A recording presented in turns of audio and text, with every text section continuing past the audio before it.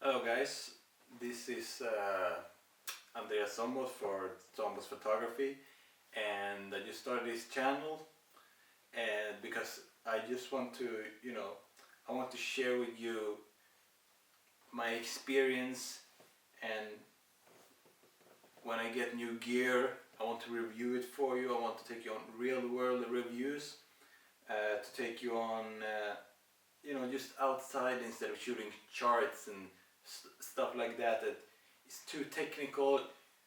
I mean, unless you produce it or you sell it, you need to know those things. It's completely unnecessary to even think about that. Go out, buy something. If it works for you, if you like it, if it works for the kind of photography you do, then it doesn't matter. Just go with your gut feeling. If someone says to you in some video or you go in a story, it's like, no, this one is a bit too, it has too much chromatic aberration in the top corner when you zoom in 4:1. I mean, no one is going to see your photo in that way at that magnification apart from you when you edit. It's like people, let me show you the difference. It's like people that, this is actually the lens by the way.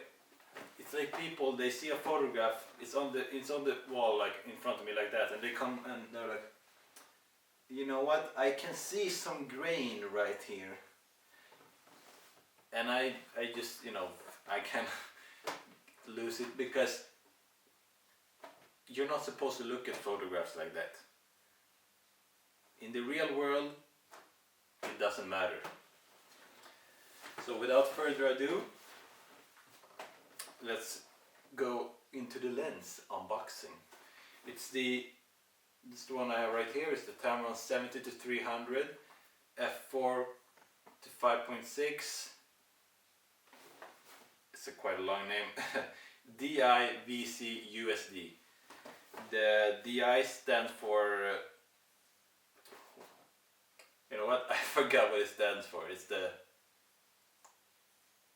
you know what? I will look it up and I'll put it in this video a line. The VC is the vibration control. It's sorry. It's the Tamron version of Nikon's VR system, which from what I've heard works incredibly well. Super different from Nikon's system or any other system when it comes to vibration control.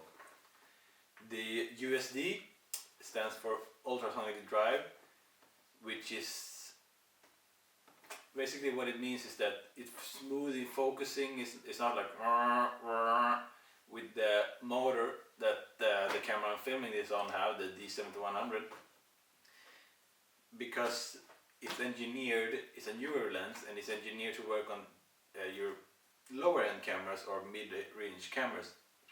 For example, the D3200 that I had, the D5500, and if you want to have that motor, you have to go to D7100 or above.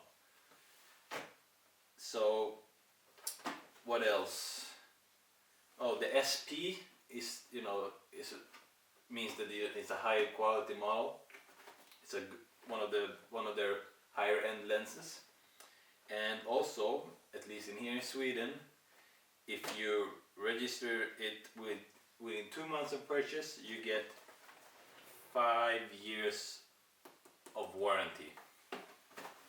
And since this is a third-party lens, even if it breaks in 3 years or 4 years, even at the end of the 5th year, I'll get a new one. How awesome is that? So let's get into the unboxing, and I think I will change the camera and show you guys a bit of a closer look, because it's quite a nice one.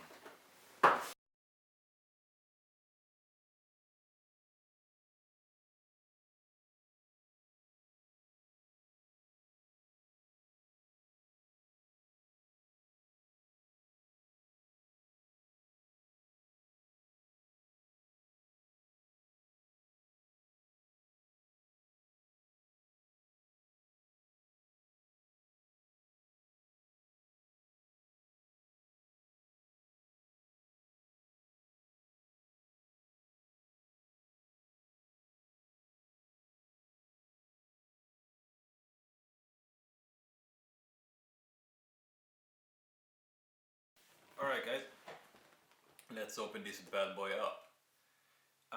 This is a loan from a friend and I have to be very careful because it's his and it's new. But I will be doing a real world review of it quite soon, and then you will be able to get a bigger insight on how it is. I'll take some really good examples and I'll try to push both the lens and my camera in combination to its limits, because that's what I like to do, and we'll see how really good this lens is. But for now, let's open it up. We have model number and serial number. Put that to the side over there. And then what we have some Tamron, well basically it's a manual. Nobody ever reads it, apart from the big, 400 f4s or 300 2.8s, then you might be checking the manual because they have quite a lot of buttons. Especially the ones that have the drop-in filter. If you would like to know what that is, I can, or how to use it, I can make a video of it if you want, if it's popular enough, and then we can see what it's about. This is the 5-year warranty. Register now! So yeah, it's quite awesome to have 5 years warranty. If it breaks in 4 or 5 years, doesn't matter. I get a new one. Alright, this is, I'm assuming it's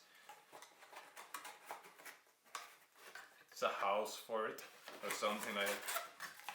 Just a piece of cardboard. And here we have the sweet stuff.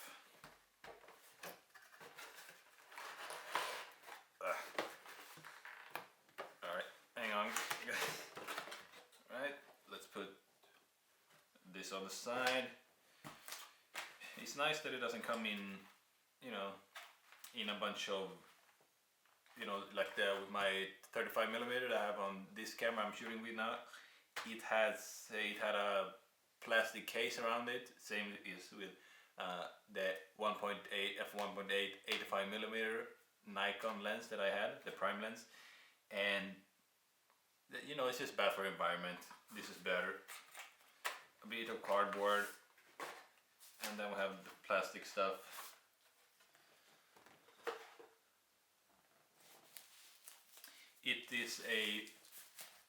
It's a very variable aperture lens, f4 to 5.6. It's not constant, but for that little bit of compromise, you get a lot for your money. Trust me. It's vibration control as well, as I said in the introduction, and many people have told me that it's completely amazing, like super awesome. So I'll definitely test that out in the real world review. Image quality, it seems to be good. I read in some papers a while ago that people were quite impressed with it, and from looking around the internet and talking to people, word of mouth is that this lens is quite a good one, especially for its price. So let's the lenses is packed like this, quite good to save space, but careful. So let's see how this is.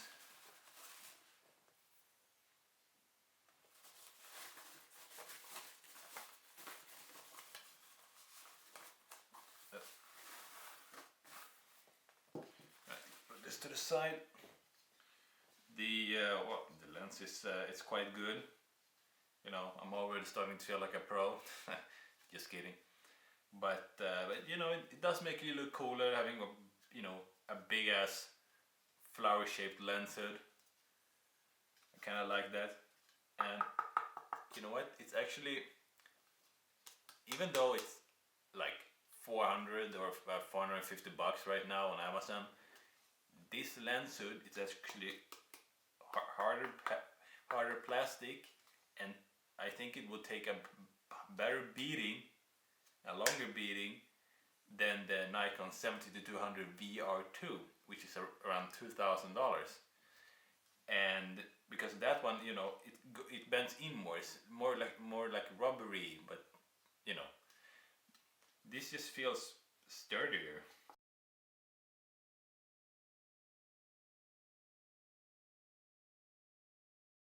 So yeah, sorry about that, guys. My the battery died on the camera. I had forgot to charge it. Anyway, yeah, it's a lot more sturdy. I really like that part about it. It's made in the Philippines, so kudos to those guys. I've never actually had anything made in the Philippines before, or that was made in the Philippines before. Now it's the big moment.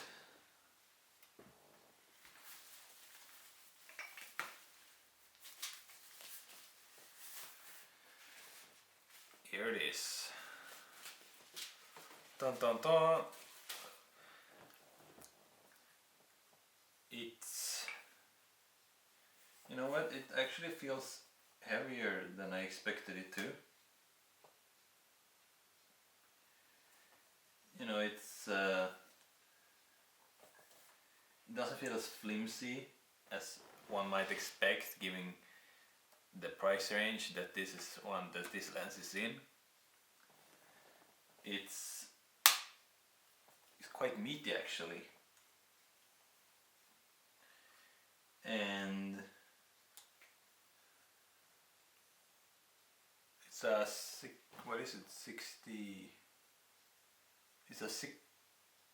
62mm filter thread, so that's good for when you want to buy filters like an ND filter or polarizing filter. It's 62 for this little guy, this big guy rather.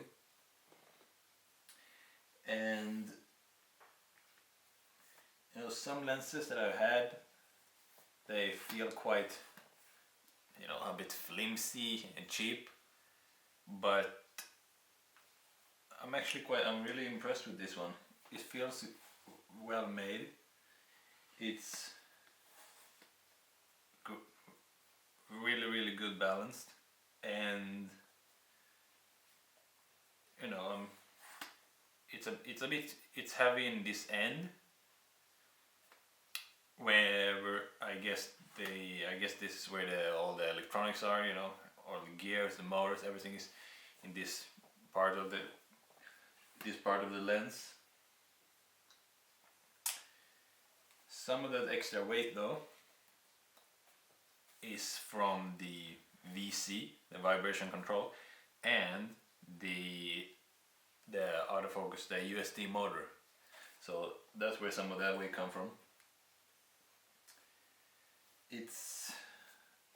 I try to put it on my camera, and it's actually beautifully balanced when it's on a body, especially my Nikon D70-200, and you know, it doesn't really feel heavy.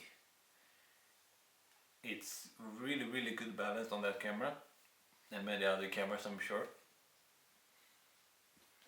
And you know, the zoom ring, it feels nice and tactile. It's not you know, jerky or anything. It's really smooth. Some lenses you have to do this for a few weeks before it starts to, you know, grind its gears and it starts to get smoother, but this one is really good. So that's a plus.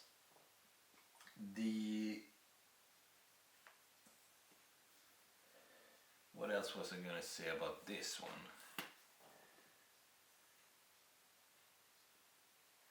Oh yeah, the VC. I will pop up a few shots that I took earlier, and this VC on the VC from Tamron on this lens and many other lenses, it's beyond amazing. It, you know, it's like you hold the lens with you hold the camera and the lens together, right, the package, and you try to take a photo, and you kind of shaking like this, and then you press the trigger or the focuser, focusing on your subject, the person or whatever, and then just from going this after a second, it just freezes your motion like magic. And the first times I tried, I just play with it all the time, like back and forth, but not taking any pictures at all, because I couldn't believe how it just felt like magic. I couldn't believe how amazing it was. And I will see if I can find a way to demonstrate that for you in the real world review that will be coming up soon. Let's take a look at the back element. It's quite nice.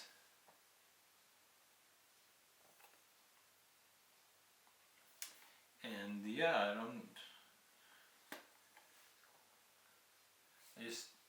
I'm really impressed by this. For the price, it's quite amazing, and that's before the review. But from what I've seen so far, and the few test images I've taken with this example, is quite astonishing actually. It's really, really good for the money. And even though it says made in China or whatever, it doesn't matter. Nowadays, that's not really the same thing. Made in Japan, made in China, whatever. If it's good, then it's good. And I think it's good.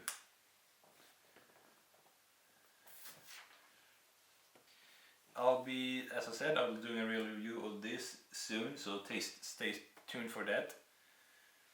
Let me just put this back on here so I don't mess this up. The video of that will be on probably next week. I'll try to put it in there and I'll upload it so you guys can see. And